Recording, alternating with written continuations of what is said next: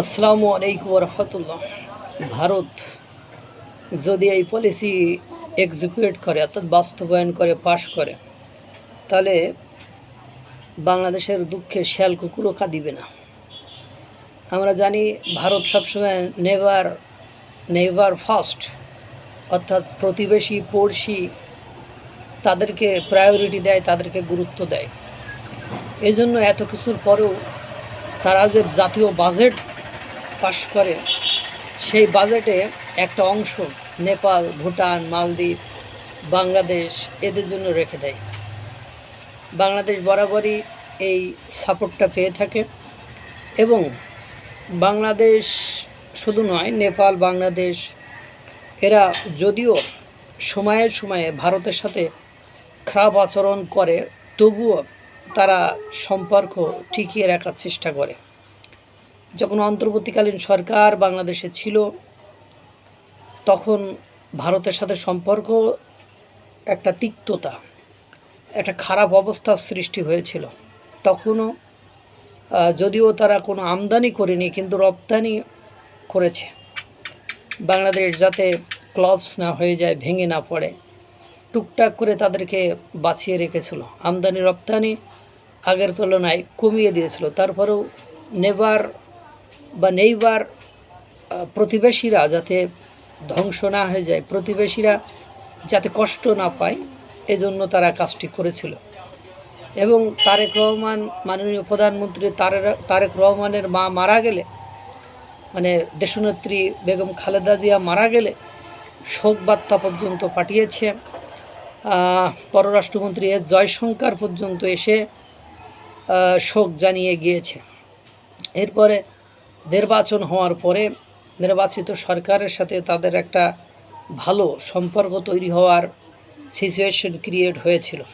সেই সাথে তারা বিভিন্ন পলিসি আবার চালু করতে চেয়েছিল, কিন্তু দুর্ভাগ্য হলো সত্য যে অন্তর্বর্তীকালীন সরকার এমন গুড় লাগিয়ে গিয়েছে বা এমন বিপদ পাকিয়ে গিয়েছে, সেখানে ইচ্ছা করলেও তাদের সাথে সম্পর্ক ভালো করার কোনো সুযোগ তৈরি হচ্ছে না। দেখা যায় যেসব চুক্তিগুলো ডক্টর ইউনূস তার অন্তর্বর্তীকালীন সময়ে করে গিয়েছে, সেই চুক্তি এখন বাংলাদেশের জন্য একটি বিপজ্জনক চুক্তি হিসাবে ডিসক্লোজ হচ্ছে দিনকে দিন। যেটি সবার সামনে আসছে, ব্যবসা বাণিজ্য সব কিছুর ক্ষেত্রে সেটা বাংলাদেশের জন্য এক গলার কাটা হয়ে দাঁড়িয়েছে। পাশাপাশি ডক্টর ইউনূসের সময়কালীন সময়ে জেল থেকে 450-র উপরে জঙ্গি ছাড়া পেয়েছিল। সেই জঙ্গিদের সাথে পাকিস্তানের টিটিপি, তেহরিকে তালেবান পাকিস্তান, তাদের সংশ্লিষ্টতার কথা, তাদের যুক্ত থাকার কথা ইতিমধ্যে বাংলাদেশের পুলিশের কাছ থেকে 14টি না কয়টি গুরুত্বপূর্ণ স্থানে নোটিশ পাঠানো হয়েছে। সতর্ক অবস্থানে থাকার কথা বলেছে। তারা সংসদ ভবন পর্যন্ত অ্যাটাক করার মতো পরিকল্পনা এঁটেছে।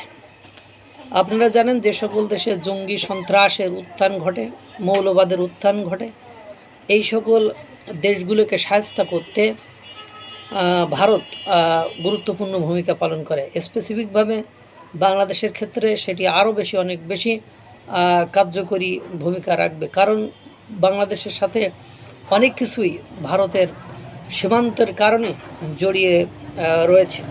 তার চেয়ে বড় কথা হলো, আপনারা জানেন বাংলাদেশের পররাষ্ট্রমন্ত্রী ডক্টর খলিলুর রহমান ভারতে যাওয়ার পরে যেদিন এস জয়শঙ্করের সাথে বৈঠক হয়েছিল, ঠিক সেই দিনে বাংলাদেশের পার্লামেন্টে আওয়ামী লীগকে নিষিদ্ধ ঘোষণা করেছে, বা নিষিদ্ধ বলতে তাদের কার্যক্রম স্থগিত আদেশ করেছে। এটা নিয়ে ভারত খুশি নয়। ভারতের খুশি হওয়ার কোনো কারণও ওখানে নেই, কারণ তাদের সাথে আলোচনা চলছে। সেই মুহূর্তে এমন একটি সিদ্ধান্ত তারা কোনোভাবে গ্রহণ করতে পারে না। এরপরে ভারত ইতিমধ্যে ব্যস্ত, তাদের দেশে নির্বাচন হচ্ছে, পশ্চিমবঙ্গের বিধানসভা নির্বাচন সহ আরও নির্বাচন হচ্ছে। সেই সব নির্বাচন নিয়ে তারা খুব ব্যস্ত, এজন্য এদিকে নজরও দিতে পারছে না। প্রধানমন্ত্রী নরেন্দ্র মোদী, অমিত শাহ সহ সকলেই ছোটাছুটি করেছে তাদের পক্ষে এই দিকে নজর দেওয়া কঠিন হয়ে দাঁড়াচ্ছে, এই জন্য তারা কিছু বলছে না। আপনারা জানেন তারেক রহমানের প্রথম সফর ভারত দিয়েই হওয়ার কথা, সেটা নিয়েও এখনও নড়চড় নেই। কিন্তু এই নির্বাচন পশ্চিমবঙ্গের বিধানসভা নির্বাচন সহ অন্য ওই স্থানে যে নির্বাচনগুলো হচ্ছে, এই নির্বাচন সমাপ্তির পরে শপথ গ্রহণের পরে ভারত তাদের পলিসিতে পরিবর্তন নিয়ে এসেছে। আগে ছিল নেইবার ফার্স্ট, এখন হবে গুড নেইবার ফার্স্ট, অর্থাৎ যাদের সাথে ভারতের সম্পর্ক ভালো নেই তাদের সাথে অ্যাটিটিউড, তাদের সাথে দৃষ্টিভঙ্গি, তাদের সাথে কার্যকলাপ আস্তে আস্তে পাল্টে যাবে। তাদের সাথে সেই বন্ধুসুলভ আচরণ বা তারা খারাপ করলেও তাদেরকে সাহায্য করার যে দৃষ্টিভঙ্গি ভারতে ছিল সেখান থেকে পাল্টে যাবে। দ্যাট মিন্স এটা ভারতের জন্য ভারত কোনোভাবে পজিটিভলি নেয়নি যে তুমি আগে যেরকম আচরণ করেছে এখনও সেই ধরনের বেখাপ্পা আচরণ করবে, আমি তোমাকে সাপোর্ট করে যাব, এটা চলতে দেওয়া হবে না। এটা বাংলাদেশের জন্য একটা অকল্যাণকর হবে বলে মনে হয়। ইতিমধ্যে আপনারা জানেন আদানি তাদের যান্ত্রিক ত্রুটি দেখিয়ে বিদ্যুৎ সাপ্লাই বন্ধ করে দিয়েছে। বাংলাদেশের অধিকাংশ বিদ্যুৎ কেন্দ্রগুলো জ্বালানি সংকটের কারণে বন্ধ হয়ে গেছে। সার কারখানাগুলো গ্যাস ও জ্বালানির সংকটের কারণে বন্ধ হয়ে গিয়েছে। বিদ্যুৎ আর জ্বালানি সংকটের কারণে পোশাক শিল্পগুলো তাদের বায়ার হারিয়ে ফেলছে। সুতরাং এই মুহূর্তে বাংলাদেশ আছে চরম সংকটে। এরপরে যদি গুড নেইবার ফার্স্ট এই পলিসি, মানে ভালো প্রতিবেশী প্রথম গুরুত্ব পাবে, এই পলিসিতে চলে যায় আর বাংলাদেশ বাদ পড়ে যায়, তাহলে বাংলাদেশের দুঃখের কোনো সীমা থাকবে না। আল্লাহ তাআলা সকলকে ভালো রাখুক, সুস্থ রাখুক। আসসালামু আলাইকুম ওয়া রাহমাতুল্লাহ।